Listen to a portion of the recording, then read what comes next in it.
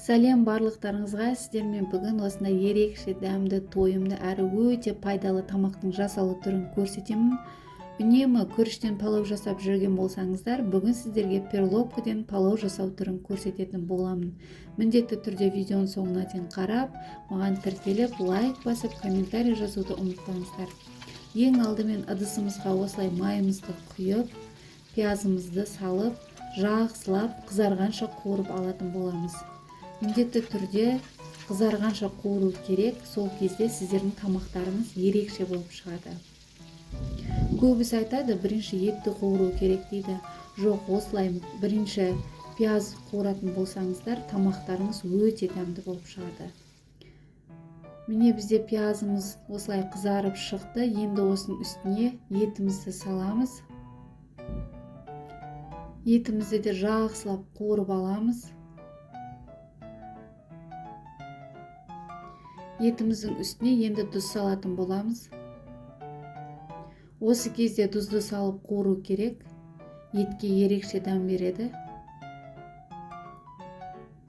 Тұзымызды салып, тағы да 1-2 рет араластырып, жақсылап 2-3 минут қуырып алатын боламыз.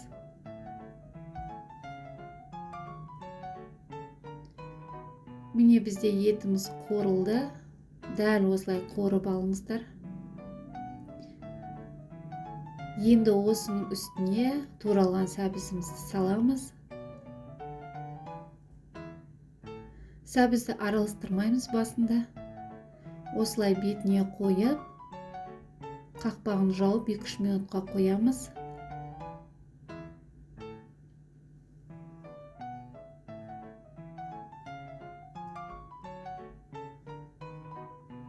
Екі-үш минуттан кейін сәбізіміз өзі жұмсарады. Сол кезде енді етпен араластырып, тағы да қуырып алатын боламыз. Жақсылап сәбізді де қуырып алыңыздар. Дәл мен көрсеткендей істесеңіздер, тамақтарыңыз өте дәмді болып шығады. Асықпай, видеоның соңына дейін сол үшін қараңыздар. Міне бізде сәбізіміз жұмсарып қуырылды. Енді осының үстіне салқын суымызды құямыз. Бірінші кезде қайнаған су құйып жібермеңіздер, еттеріңіз қатып қалады. Осылай салқын суды құйып, қайнатып аламыз, сосын барып қайнаған суды құятын боламыз. Қақпағын жауып осылай қайнатып аламыз. Міне бізде қайнап шықты суымыз. Енді үстіне 1 шай қасық зіра саламыз және 1 бас чесногымызды салып, тағы да 5 минутқа қайнатып аламыз.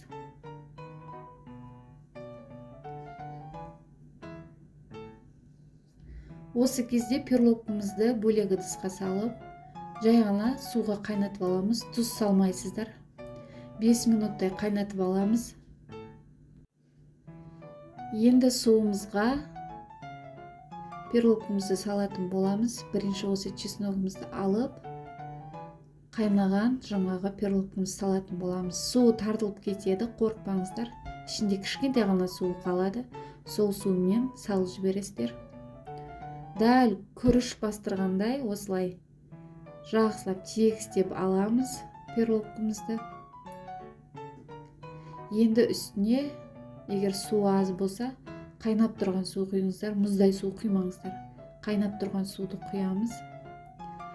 Бір елідей осылай күріштен су шығып тұру керек, өйткені перловка суды жақсы тартады. Осылай тегістеп алып, чесногымызды қойып, қазанымыздың қақпағын кішкентай шетін ашық қалдырамыз және қайнатып аламыз. Қатты отта қайнатып аламыз. Міне бізде осылай қайнатып алдық. 5 минуттай қайнатып алдық.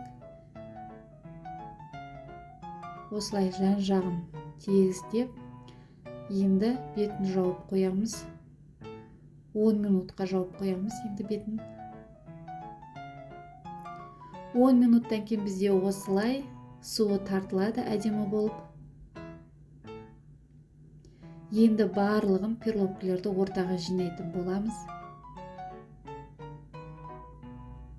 Дәл мен көрсеткенде осылай жасаймыз.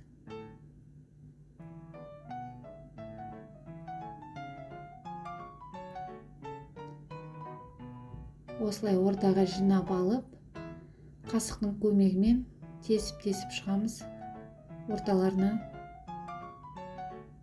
Міндетті түрде жасап көріңіздер бұл тағамды. Менің каналыма тіркелмеген болсаңыздар, міндетті түрде тіркелуді ұмытпаңыздар. Сіздердің қолдауларыңыз маған керек. Қазақша каналдың дамуына өз үлестеріңізді қосып отырыңыздар. Осылай енді қасықпен тесіп шығамыз ортасынан. Дәл палау жасағандай қылып, осылай тесіп аласыздар. Енді осының үстіне чесногымызды салып, қақпағын жауып қоямыз. 30 минутқа осылай баяу отта қойып қоямыз. Қақпағын жауып,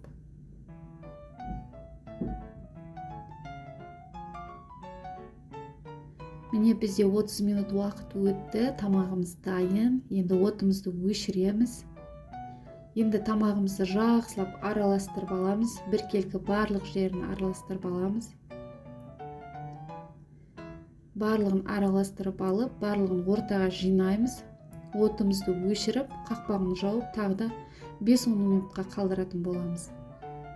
Міндетті түрде жасап көріңіздер, өте дәмді тамақ болады. Міне бізде 5-10 минут өтті.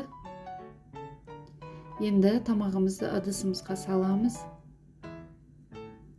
Міндетті түрде жасап көріңіздер, отбасыларыңызды қуантыңыздар. Ерекше тамақтардың бірі болады.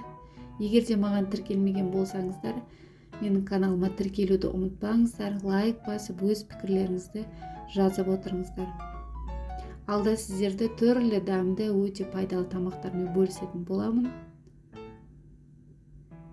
Міне бізде тамағымызды осылай салып аламыз. Еттері де әдемі піседі, жұмсақ болып. Осылай салып, дастарханға тартамыз.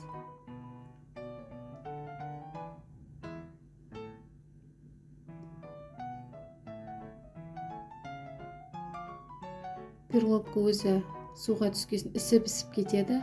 Бір үлкен кесен толтырмай салдым мен перловка. Осылай 2 табақ шығады.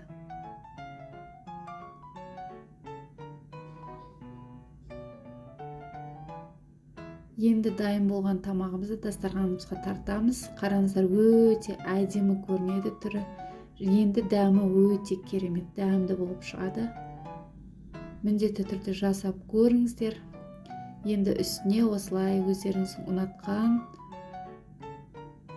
көкпияз немесе укроптарыңызды қосып жесеңіздер өте дәмді болады. Салаттарыңызды дайындап қосып жеңіздер.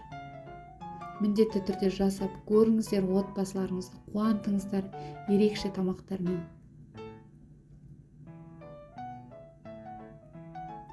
Дәл мен көрсеткен рецептпен жасайтын болсаңыздар, бұл тамақты қайта жасайтын боласыздар. Дәмі енді айта алмаймын, өте дәмді болып шығады. Бір палауды жібергеннен осы тамақты да дайындап көріңіздер. Түрі де, дәмі де өте дәмді болады. Осылай үстін безеуді де ұмытпаңыздар.